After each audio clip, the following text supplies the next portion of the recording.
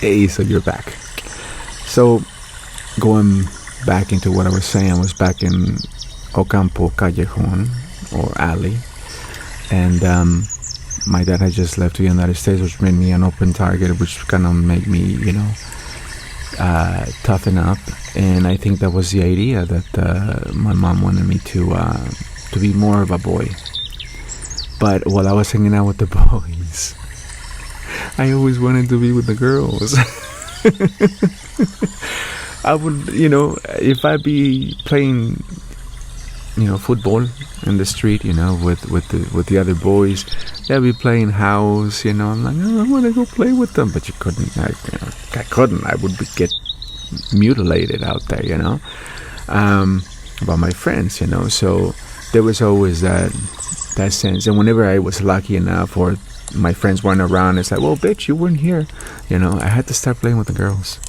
Besides, they think I'm cute, so that was a lot of them found that I found me, good looking, and that was, lucky for me, because I was allowed to hang out with the girls, and they wanted me around, and they thought it was cool that I wanted to hang out with them, and it was just because it was my feminine side wanting to play, so I could see that the people around me were trying to stop me from. There was a sense, now thinking back, looking at what they did, my uncles, my aunts, my mom, my dad, there was this, I want to say, campaign to keep me a boy, to get me to never express any kind of femininity. Basically, they didn't want me to be gay. And to this date, I don't even know if I am. But that's just it. That I hope that with my story, because I've heard these other stories too, of people, that don't fit the norm and their struggles. And I guess with my story, I'm saying that, like I've always said to you guys, that you're a spirit first. The experience you have as a human, that is revealed to you as you move along. But it would all be rooted by the experiences that your spirit has had in past lifetimes and your purpose in this lifetime. So that all of those factors have nothing to do with terrestrial knowledge, with the rules of the Caesar, of familial traditions or familial, strictures, guidelines, rules, or, gospel truths that you cannot change. It gets crazy because when you start thinking about it, it's like they're saying, well, whatever you have there inside you, keep it there. We just want you to behave and act and be like we want you to be. And isn't that messed up? That they rather you suffer through life not being yourself, not feeling that wonderful feeling that you get when you know you're being authentic, when you know you're being yourself, when you know you're not holding anything back, when you know that my spirit is actually communicating here. It's not my ego. I'm not doing this for clicks. I'm not doing this for likes. I'm not doing this to gain friends. I'm just doing this as expression. And since the beginning of my life, that has been my life, expressing. If I don't do it through singing, I do it through acting. If I don't do it through acting, I do it through movement. If I don't do it through movement, I do it through speaking, through writing. Expression has been part of my life forever, and that was what I was forbidden to do. I could never express myself as I'm expressing now. I was drilled into a confinement that killed my spirit. It made me sad. It made me hopeless. It made me think that is this all there is? And growing up in a little town in the middle of Mexico, está cabrón. It's really rough because I was thinking where I want to be is so far from where I am. You get really hopeless. And where I wanted to be was in the United States. That was where my dad was. So we got cable in 1983, right after he left. So then all of a sudden we started getting ESPN and the movie channel, and the Disney channel was, for a kid, was just everything, you know. I used to watch, Mickey's, what do they call it? Clubhouse? Mickey's Clubhouse? MICKEYMOUSE. Yeah, the old one. That was my, one of my favorites in the Dumbo series, where it was like live action and they had like puppets instead, or people that would dress up, I never understood Eeyore because he was always sad, and and now I get it. But back in those days, I could never understand Eeyore. I really liked the Piglet, he was so cute. But yeah, I got exposed to Americana, and I fell in love with it. This is what an immigrant feels about moving into the United States. It's this wonderful feeling.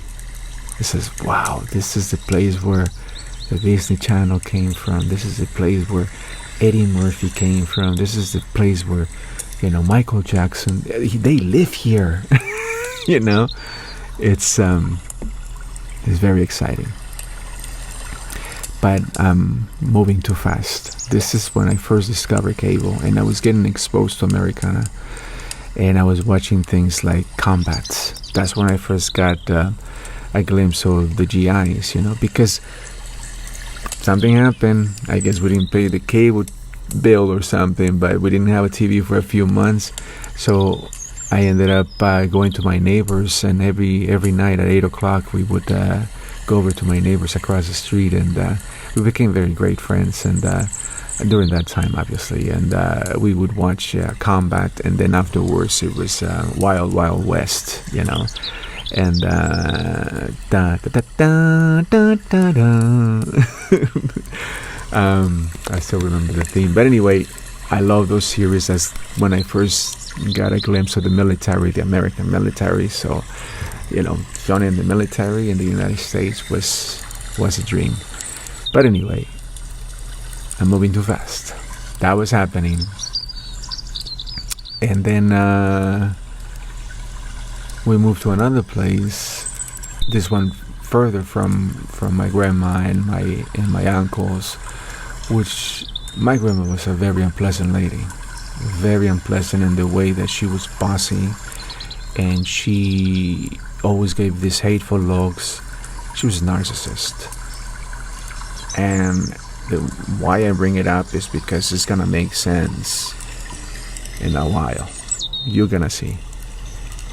And my grandma, the way of communicating was with insults and yells. And if you didn't listen, he would beat the shit out of you. I remember one time I was sitting outside my grandmother's house, and then I heard my grandmother's yell, and then I heard the sound of chanclas against skin, and my uncles, the ones that were my age, were screaming and crying. They were getting the shit beat out of them, but they had just been mean to me. So I was very happy that was happening, but I was terrorized by the energy she put out when she was beating that shit out of them. It was scary, because how can you hit like your kids like that? Like when my mom beat the crap out of me,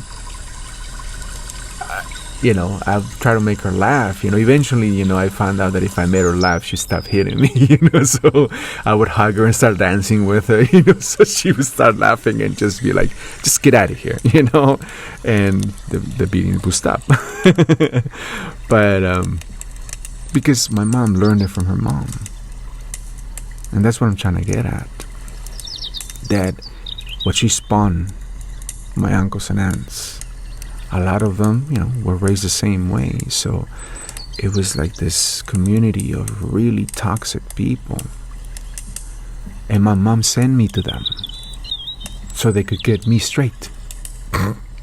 Literally. But again, I want to reemphasize that I'm not gay, nor do I know the touch of another man's hands or whatever you want to, visualize it. I never had a relationship with any of them.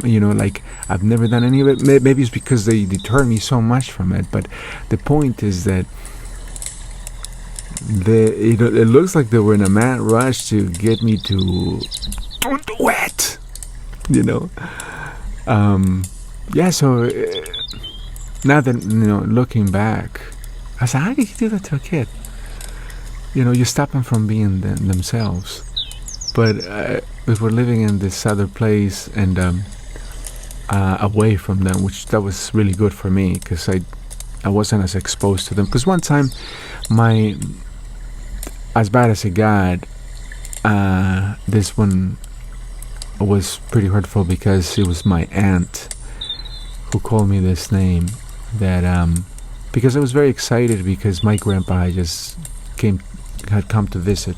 See, this is the first time I bring him up because my grandpa was like that in my life, that he came later in life to me, to Matamoros. He came to visit us, to live with us for a few days. And I was so excited, because this big jolly man with a big gut that I could try, it was just like a big tree. He used to play basketball, so, he was big. And he was so loving. That's where I learned to be loving, really, I think. He was just a wonderful man. It was my mom's dad. And he came to visit, and I was really excited because everybody was coming around to visit because Grandpa was in town. And their father, by the way, and this is before we moved to that other place away from them.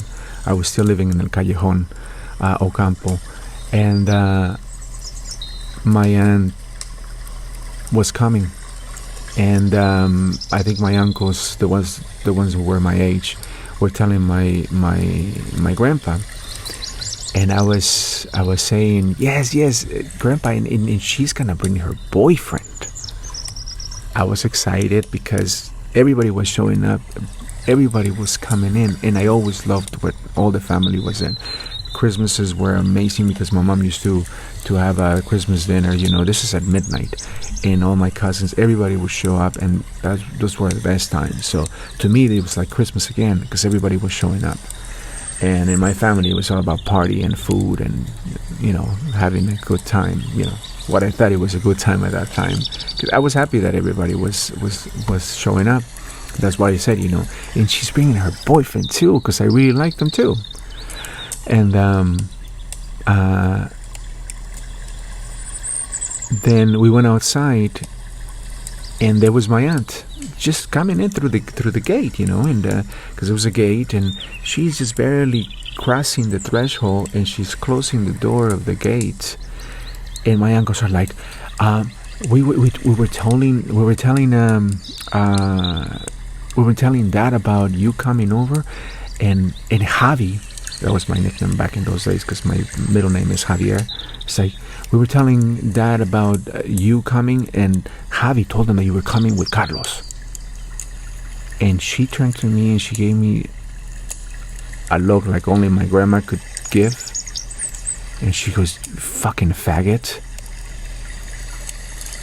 And that came out of nowhere. And I understand that when you are gossipy, they kind of compare you to someone who's effeminate because you're a gossipy girl, you're part of a sewing circle, I get the relation, but for your aunt to just tell a 6-year-old with such hateful energy, you fucking faggot.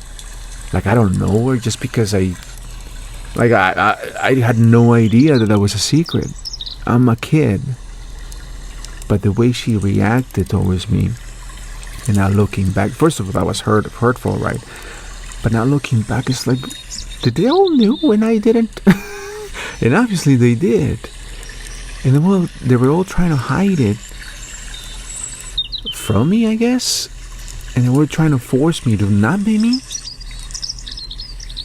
And then I started thinking about my uncle, who was gay his whole life. He was in his 40s or 50s. He was the principal of a high school, I think. Or maybe it was an elementary school. And every year he would come to visit, for Christmas dinner with his friend, who basically had been his friend for decades.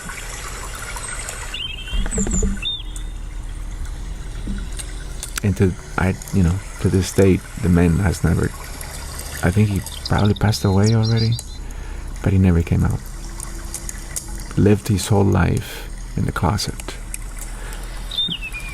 Had the love of his life, but they both had to be in the dark about it.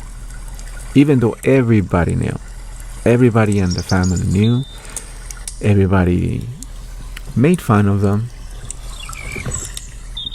But nobody talked with the seriousness that it deserved. That these two love each other.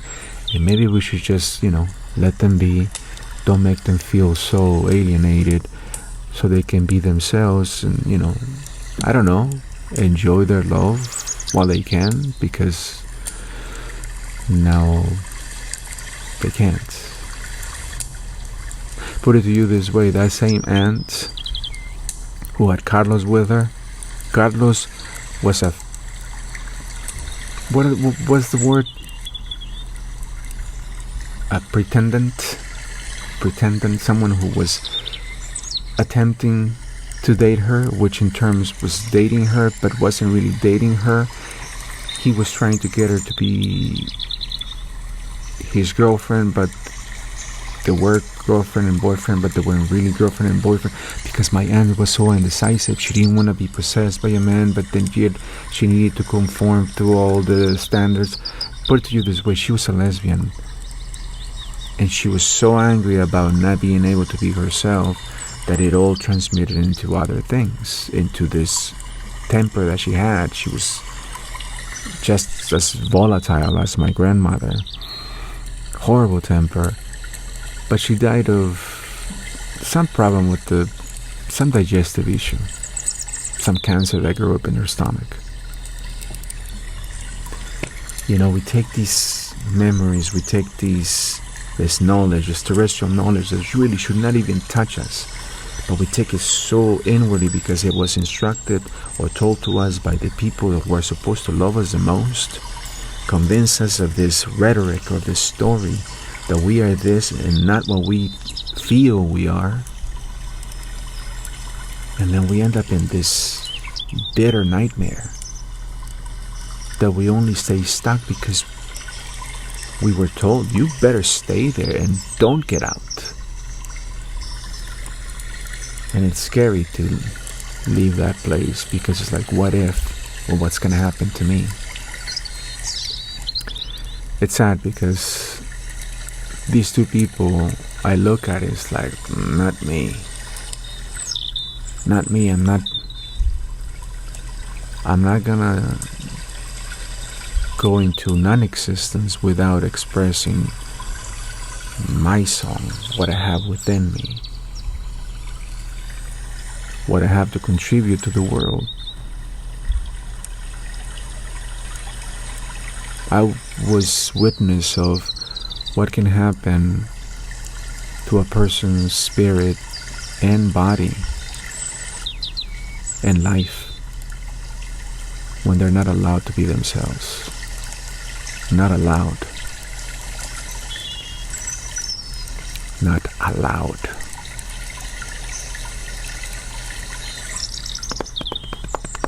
Just don't sit right with me. How can you forbid someone from being themselves? Again, it is a ridiculous thought, right? Because again, I go back to this philosophy that says, this slogan that says, whatever you have in you, keep it there. We don't want to know. We just want you to be and behave and do what we tell you to do. That's how you'll keep us happy. We don't care if you're happy, but we want to be happy. And you're left there with, okay, then if it makes you happy, and I'm happy when you're happy, and then I just do what makes you happy. And you stay stuck in that. You can stay stuck your whole life. And then if you have dreams and goals and aspirations, but you gotta get out of that cycle first. There is no way you can get anywhere by keeping that philosophy alive, nor consistent basically in your awareness, because it will just keep repeating. So by me telling you my story, it's not like, look how important I am, look at my story, everybody needs to know. No, it's that I want you to relate it to yours. Because essentially you're going to see that there's a common denominator. Is that human beings don't have, or how can I put it?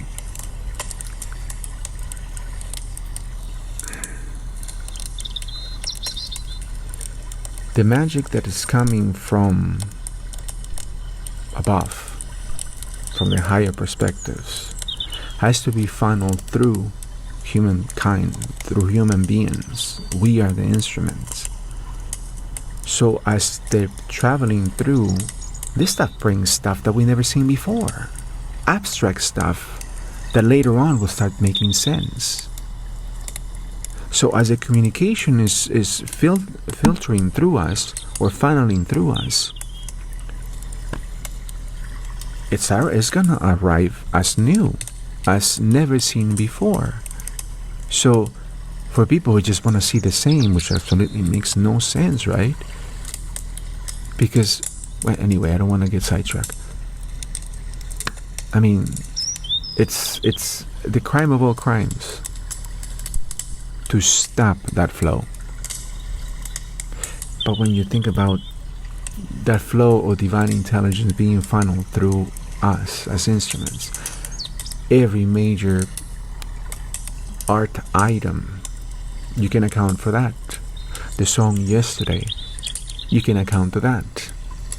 Came in a dream, the angels had to whisper that into Paul McCartney. You see that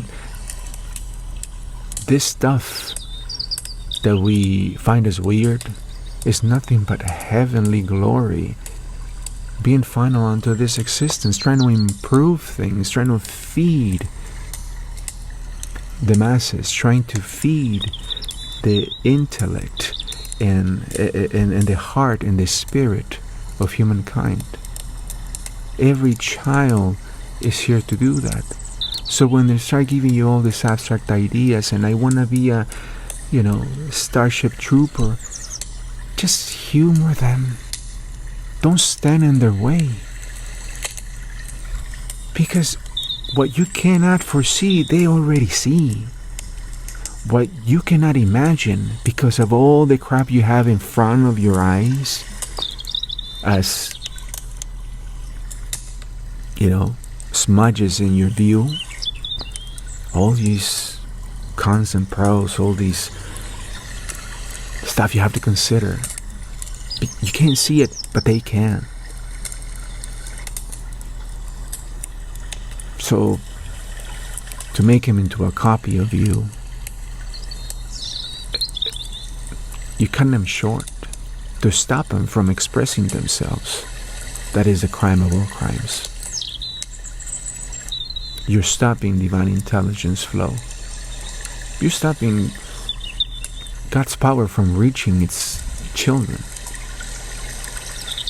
Why? Because it's weird. What are they going to think of him? No, what are they going to think of you? That essentially boils down to the person who is making that choice. Your ego. What are they going to think of your ego? God forbid. So you see how I don't have that much respect for the ego's perspective, and I always try to follow what is not of the ego, because I've seen enough. So in essence, what I'm saying in this part of this story is exactly that. Be yourself. You're an instrument of the divine. When your message is unfiltered, unstopped, and uncluttered with the crap that people say, it's just divine intelligence just being delivered by you, the instrument. You're serving your function. There's absolutely nothing wrong that you're doing. That means that if you're expressing yourself, what your spirit calls for, you are doing absolutely nothing wrong, because you are a spirit having a human experience. Can we just figure out what this experience is going to be like, or what I want it to be like? Can I just make it my own? Is that allowed? Who gets to say no, that's not allowed? Who gets to have the balls to say that? I mean, honestly, you're not allowed to express yourself. That person is the most idiotic, most close-minded, and cowardly person in the world. Do not allow some people to express themselves as cowardly, because what comes out of them is scary, really, is threatening. The function of a human being is to evolve from a fetus to a full-grown adult.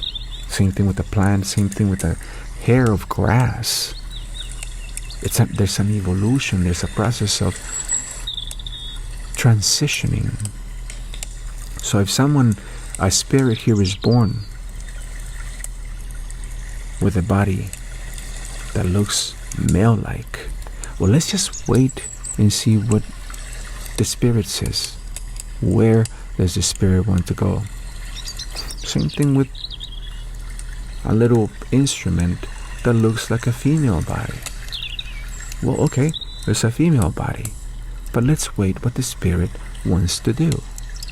Let's not just call it, okay, that's a boy, that's a girl, okay, you get a blue card, you get a pink dolly. No, because everything else is weird.